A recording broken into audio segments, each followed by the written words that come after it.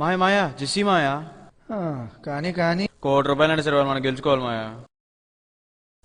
20 లక్షలు, 25 లక్షలు, 30 లక్షలు, 40 లక్షలు, 1 కోటి, 1 కోటి రూపాయి, 1 కోటి 10 లక్షలు. ఒరే అల్లుడు, 1 కోటి 10 లక్షల రూపాయి, 1 కోటి 20 లక్షలు. ఒరే ఒరే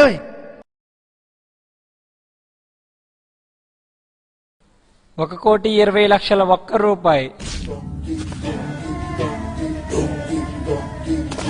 మాయా మన పొలం అమ్మితే ఎంత వస్తాయి? 50 లక్షల వాళ్ళకి రావచ్చమ్మా. 1 కోటి 70 లక్షలు, 1 కోటి 70 లక్షల రూపాయి. నీ మాయా మన షాపింగ్ కంపెనీస్ అమ్మితే ఎంత వస్తాయి? 80 లక్షలు వస్తాయి కానీ కొంపతీసి అది కూడా అమ్మకానికి పెట్టేస్తావేంట్రా? 2 కోట్ల 50 లక్షలు, 2 కోట్ల 50 లక్షల రూపాయి. మాయా మన ఇల్లు కారు అమ్మితే ఎంత వస్తాయి? ఒరేయ్ నీకు బుద్ధుందా? నువ్వేం చేస్తున్నావు నీకు అసలు అర్థమవుతుందా? నువ్వు ఊరుకో మాయా, నీకేం తెలీదు. ఇది నా పెళ్లి సమస్య కాదు, నా లవ్ సమస్య కూడా. నువ్వు చెప్పకపోతే నేను చచ్చినట్లే. ఒక 50 లక్షలు వస్తుంది నాయన. 3 కోట్లు,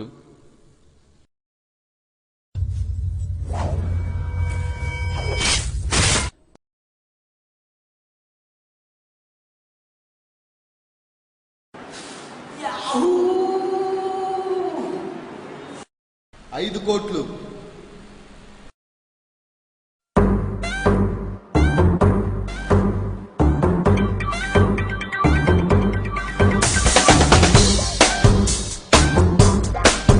5 కోట్లు,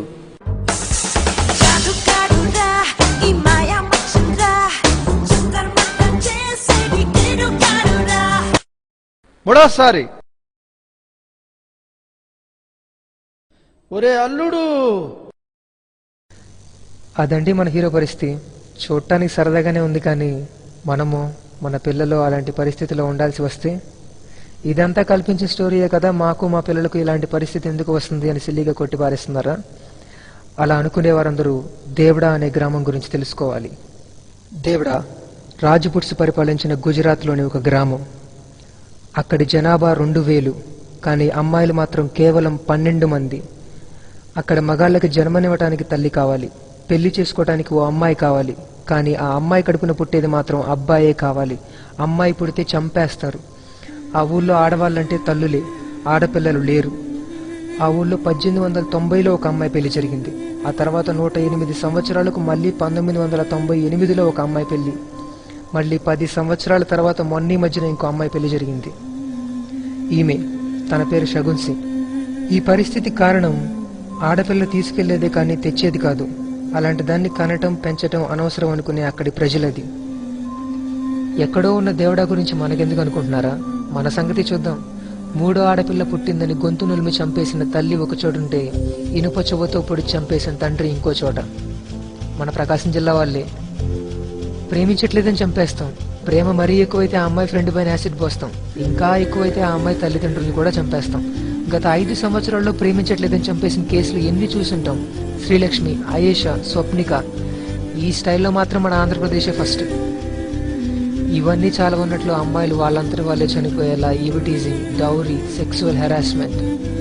ఆడపిల్లని కామెంట్ చేయని వాళ్ళు మనలో ఎంతమంది ఉన్నారు? సాక్షి కథనం ప్రకారం మన ఇండియాలో ఏడాదికి అక్షరాల 4,27,00,000 మంది గర్భస్థ ఆడ శిశువులు, బాలికలు, మహిళలు మిస్ అవుతున్నారు. స్త్రీలపై జరుగుతున్న అమానుషమైన అగత్యాల వల్ల స్త్రీ పురుష జనాభా నిష్పత్తిలో ప్రమాదకరమైన అంతరం ఏర్పడుతుంది. ఎన్టీవీ రిపోర్ట్ ప్రకారం 2009లో వరకట్న వేధింపులకి చనిపోయిన ఆడవాళ్లు 219. ఒక్క రోజులో ఫైల్ అవుతున్న మహిళలపై వేధింపు కేసులు 55, గంటకి 2. ఒక్క రోజులో స్త్రీలపై జరుగుతున్న అత్యాచారాలు 5. ఇదంతా కేవలం హైదరాబాద్లోనే. ఇంకా ఏపీ పరిస్థితి ఏంటి? అరే, స్కానింగ్ చట్టరీత్యా నేరం అని తెలిసి కూడా చేస్తున్నారు. ఎందుకు అని అడిగితే మాకు ఆడపిల్లైనా పర్లేదు కానీ మగపిల్లాడైతే ఎక్కువ సంతోషిస్తామని సమాధానం. ఒక ఆడపిల్లకి మొదటి అవమానం స్కానింగేనండి. మనం ఈ లోకాన్ని చూస్తున్నామంటే దానికి కారణం ఒక స్త్రీ. అలాంటి స్త్రీని పూజించాల్సిన అవసరం లేదు, గౌరవిస్తే చాలు. మీరంతా ప్రొఫెషనల్ స్టూడెంట్స్. తెలుగులో చెప్తే అర్థమైందో లేదో మా ఫ్రెండ్ చెప్పాడు, మీకు స్లైడ్స్ వేసి ఇంగ్లీష్లో చెప్తే బాగా అర్థమవుతుందంట కదా. Let me take your one more valuable minute please.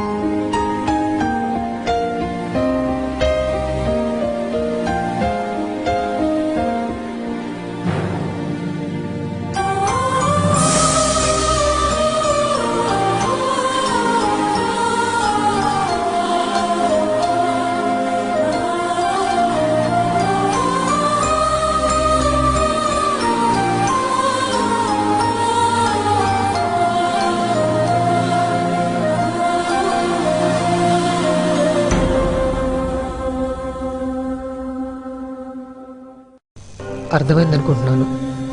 దేవుడు కాలానికి రివర్స్ గెరిచుంటే బాగుండేది కదా. కాలంలో వెనక్కి వెళ్ళి వేధింపబడిన చంపబడిన స్త్రీలకు ఆ దుస్థితి కలగకుండా చేసేవాళ్ళమేమో. కానీ ఆ ఛాన్స్ లేదు. అట్లీస్ట్ ఇక నుంచి అయినా